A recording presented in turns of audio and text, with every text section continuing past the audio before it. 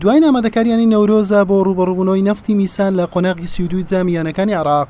نەورۆز دوایین یەکەی مەشقی لەسەر یاریگەی دووەمیانی هەولێر ئەنجامدا و یاریەکەش ڕۆژی سێشەممە لە کاتژمێر 3 دوای نیوەڕۆ لەسەر یاریگای فرانس و هەریری ئەنجام دەدرێت.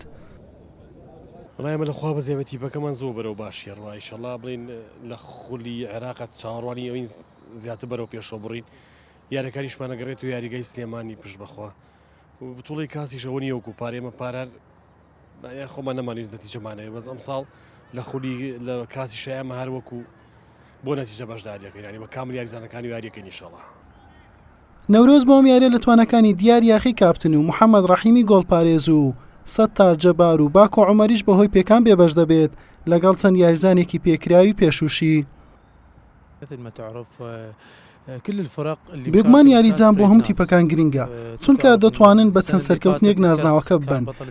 هەروەک پاش ساڵ بینیمان کەرخ ئەوەی ئەنجامدا ئێمەش باش خۆمان ئامادە کردووە چاومان لە سەرکەوتن و نازناوەکەشە. نەورۆز و نەفتی میسان لە خولی ناوی عێراق یاری دەکەن. نەورۆز خاوەنی 22 خاڵە و نەفتی میسانیش 28 خاڵ. لەم قۆناغا هەردوویانە لە یەک یاری ڕوبەڕوو یەکتر دەبنەوە و دۆڕا و ماڵاوی لە پاڵۆنتێکە دەکات و براوەش دەگاتە قۆناغی 16.